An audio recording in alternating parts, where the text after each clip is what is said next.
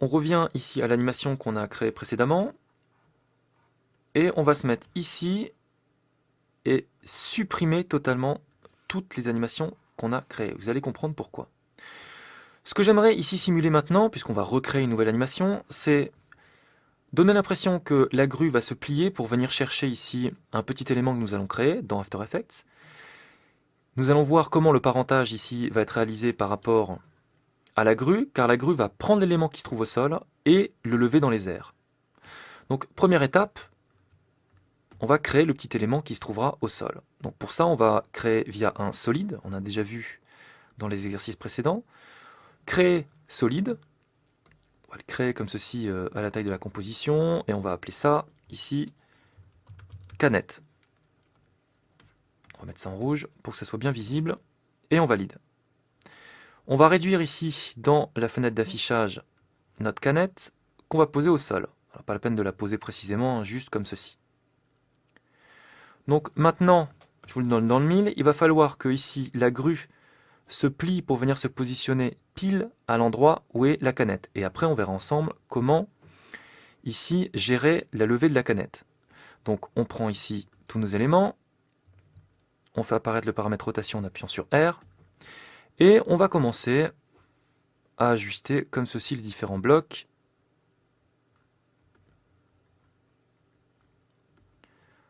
Pour faire en sorte, alors on va peut-être lever un petit peu le 3, accélérer celui-là, voilà. On va zoomer, 100%, et on va écarter les pinces comme ceci.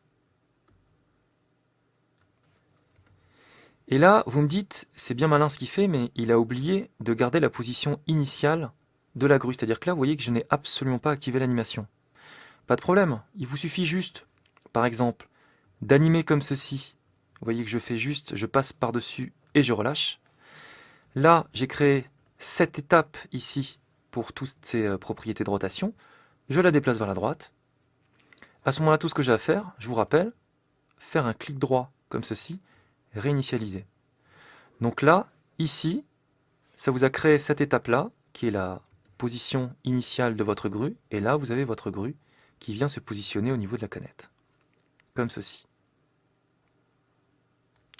Donc une fois que vous en êtes là, votre grue, vous allez la relever. Alors là, je ne vais pas me fatiguer, je vais prendre ici toutes ces clés-là et je vais les copier et les coller ici. Comme ça fera une étape droite, ensuite la grue va se baisser et elle va se relever.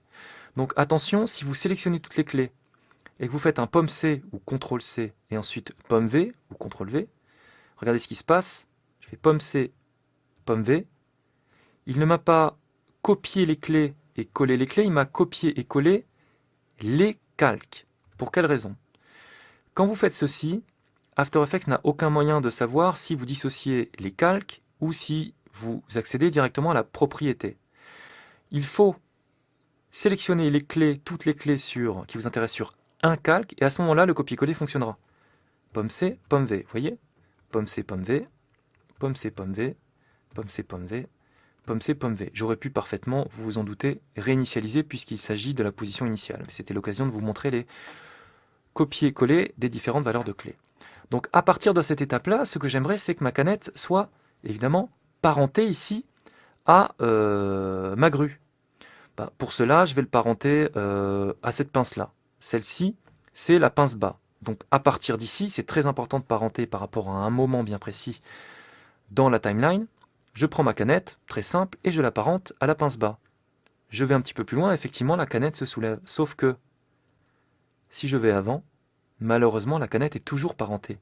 Vous l'avez parentée à partir d'un moment bien précis, sauf que le parentage est bien présent sur toute la timeline.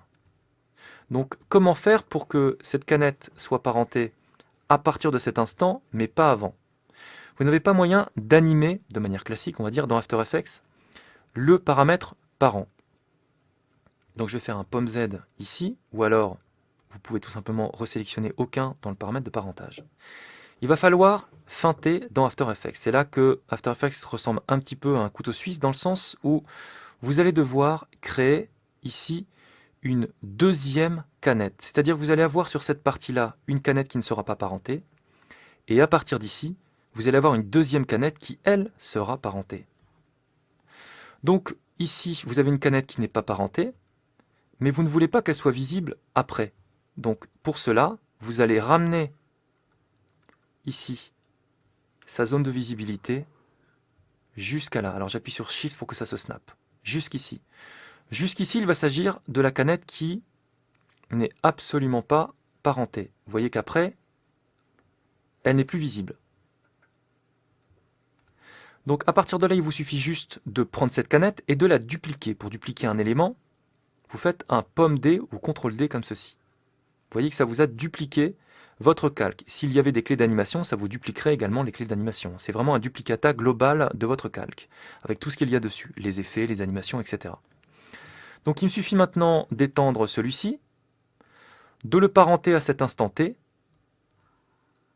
pince bas. Alors je vais aller une image plus loin, souvenez-vous, commande ou contrôle curseur droite, et je ne vais l'afficher qu'à partir d'ici. Vous voyez que je ramène sa zone de visibilité à gauche, ici. J'appuie sur Shift pour que ça se snap.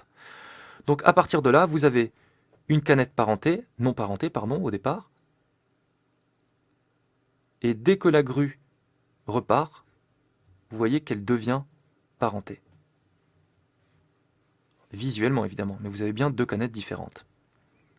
Donc voilà la limite quand même du parentage dans After Effects. Si vous voulez activer le parentage à partir d'un certain moment, vous n'avez absolument pas d'autre choix que de scinder votre calque comme ça, et de feinter et donc de dupliquer vos calques avec l'un non parenté et l'autre parenté.